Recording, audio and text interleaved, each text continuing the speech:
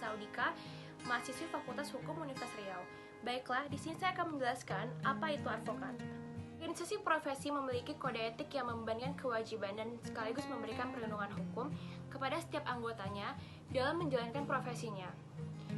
Advokat sebagai profesi terhormat yang dalam menjalankan profesinya berada di bawah perlindungan hukum, undang-undang, dan kode etik yang didasarkan kepada kehormatan dan kepribadian advokat yang berpegang teguh kepada kemandirian, kejujuran, kerahasiaan, dan keterbukaan.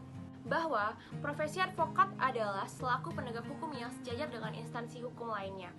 Oleh karena itu, satu sama lainnya harus saling menghargai antara teman sejawat dan juga antara penegak hukum lainnya. Oleh karena itu juga, setiap advokat harus menjaga citra dan martabat kehormatan profesi serta setia dan menjunjung tinggi kode etik dan sumpah profesi yang pelaksanaannya diawasi oleh Dewan Kehormatan sebagai suatu lembaga yang eksistensinya telah dan harus diakui setiap advokat tanpa melihat dari organisasi profesi yang mana ia berasal dan menjadi anggota, yang pada saat mengucapkan sumpah profesinya tersirat pengakuan dan kepatuhannya terhadap kode etik advokat yang berlaku. Demikian, kode etik advokat Indonesia adalah sebagai profesi hukum tertinggi dalam menjalankan profesi yang menjamin dan melindungi namun membebankan kewajiban kepada setiap advokat untuk jujur dan bertanggung jawab dalam menjalankan profesinya kepada klien, pengadilan, negara, atau masyarakat, dan terutama kepada dirinya sendiri.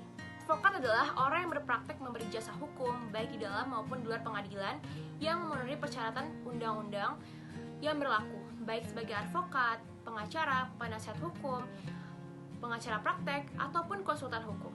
Pasal 3, advokat dapat menolak untuk memberi nasihat dan bantuan hukum kepada setiap orang yang memerlukan jasa dan atau bantuan hukum dengan pertimbangan oleh karena tidak sesuai dengan keahliannya dan bertentangan dengan hati nuraninya, tapi tidak dapat menolak dengan alasan karena perbedaan agama, kepercayaan, suku, keturunan, jenis kelamin, keyakinan politik, dan kedudukan sosialnya.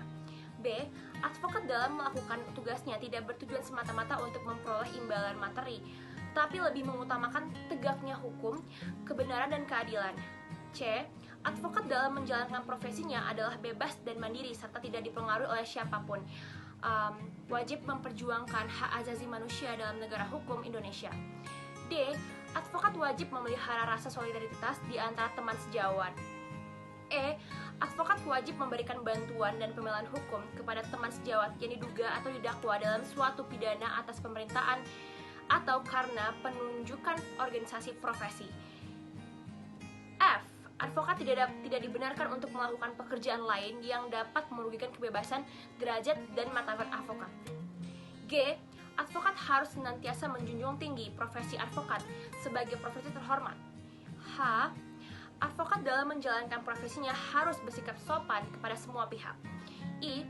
Seorang advokat yang kemudian diangkat untuk menduduki suatu jabatan negara atau eksekutif, legislatif, dan judikatif tidak dibenarkan untuk berpraktek sebagai advokat dan tidak diperkenankan namanya dicantumkan atau dipergunakan oleh siapapun atau oleh kantor manapun dalam suatu perkara yang sedang diproses atau berjalan selama ia menduduki jabatan tersebut. Sekian dari saya, atas perhatiannya saya ucapkan terima kasih. Assalamualaikum warahmatullahi wabarakatuh.